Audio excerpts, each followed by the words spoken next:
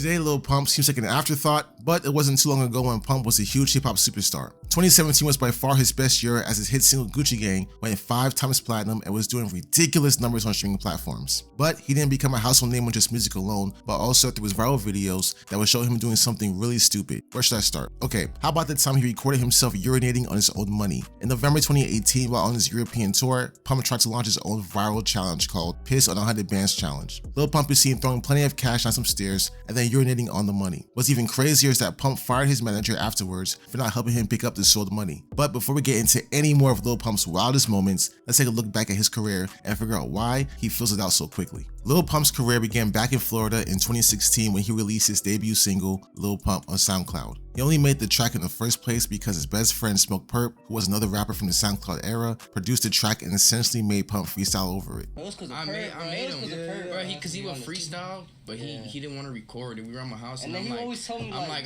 drop a song. And he didn't want to record. I'm like, nah, bro, you're gonna record right now. And I set it up, and then I made him record. I made him record his first song. He would have released a few more songs that year, and each song was getting millions of streams on SoundCloud. But 2017 became the breakthrough year that would make Lil Pump a hip-hop superstar.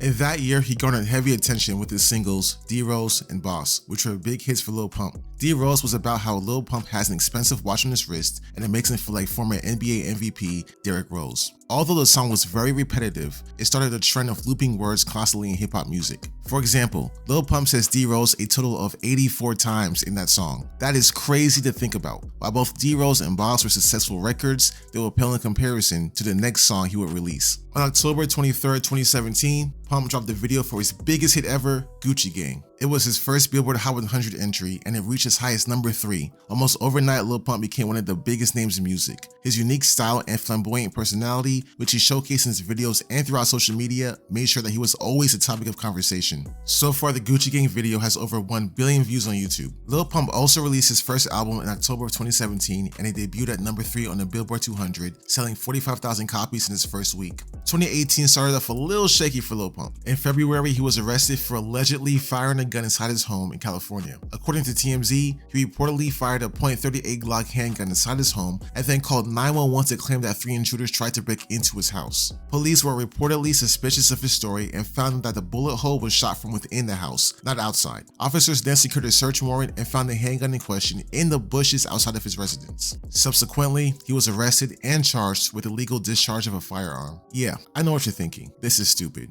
To me, it sounds like he was just messing around with a gun and it accidentally went off. But still, I don't know how he thought anyone would buy that story. In another incident that same year, he was detained in Copenhagen, Denmark after police reportedly found him to be in possession of marijuana, an illegal drug in that country. During the incident, Pump gave cops a middle finger and dared them to throw him in jail. They did. On top of that, he was banned from entering the country for 2 years. His response? You see it. We banned from Denmark, but I don't give a fuck. However, the most interesting story involving Lil Pump that year wasn't either of those wild moments, but instead the beef between him and J. Cole. On the song 1985 on J. Cole's 2018 album, KOD, he disses Lil Pump and other mumble rappers about their time in the spotlight. Just remember what I told you when your shit flop. In 5 years, you gon' be on Love and Hip Hop. You may be thinking, why would J. Cole start beefing with a 17-year-old rapper? Well, it was actually Lil Pump who started it. Yeah, fuck J. Cole.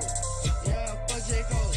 Nigga, fuck J. Cole. This was definitely one of the weirdest beefs in hip-hop history. How did he respond to J. Cole? Wow, you get so much props. You just a 17-year-old. Lame ass jit. Although Pump clearly wasn't a fan of Cole's rhymes from 1985, the beef between the two rappers was squashed when they had a face-to-face conversation just a couple weeks later. The hour-long conversation covered everything from how they got started rapping to Pump's Fuck J. Cole movement. I was just sitting like in a room one day and I seen that shit in my comments. People were like, fuck J. Cole, fuck J. Cole. I'm like, oh, so it was already happening? Yeah, low key, yeah. You know, I started doing that and people were just like, fuck it. You know?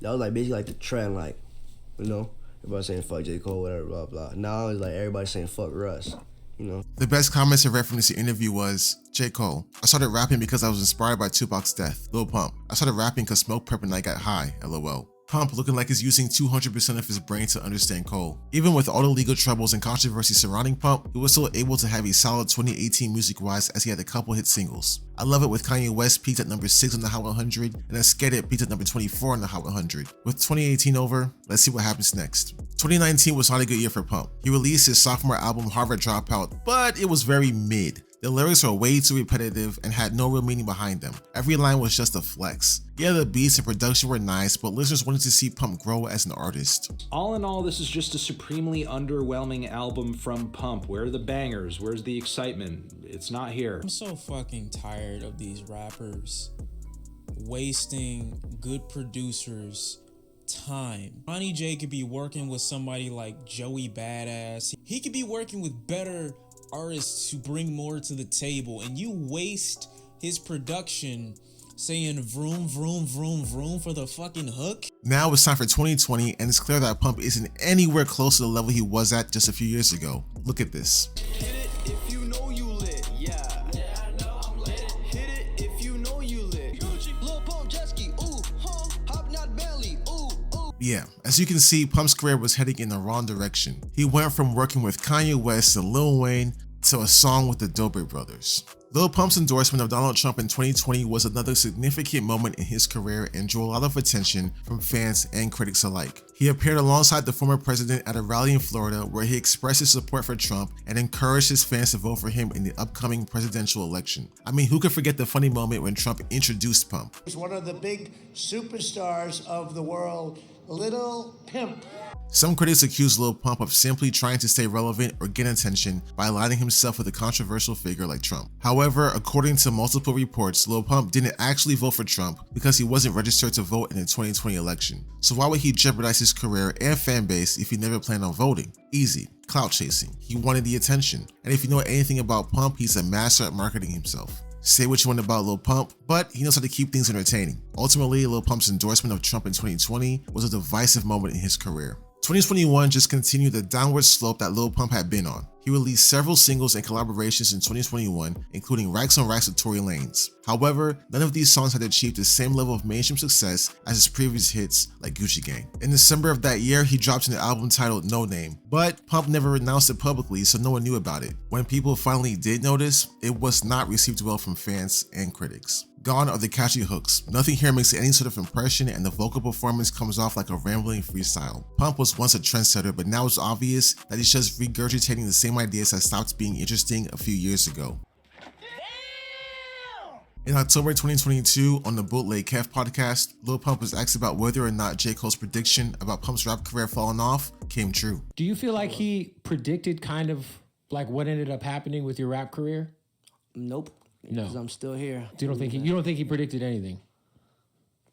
I don't think he predicted shit. It's quite obvious at this point the Lil Pump train has left the station. He had one of the biggest rises and falls in all of music. In 2017, he was energetic, trendy, and pissed off all the right people while riding the SoundCloud wave to the top of the hip-hop scene. Flash forward to 2023, and nobody really cares anymore. His newer songs lack energy and sound boring, as if he's not putting in any effort whatsoever. Has he been successful and made millions of dollars? Yes, but is clout chasing and silly antics the best recipe for a long-term career? Nope, not even close. Eventually, the music has to speak for itself, and unfortunately, Lil Pump never got better as an artist.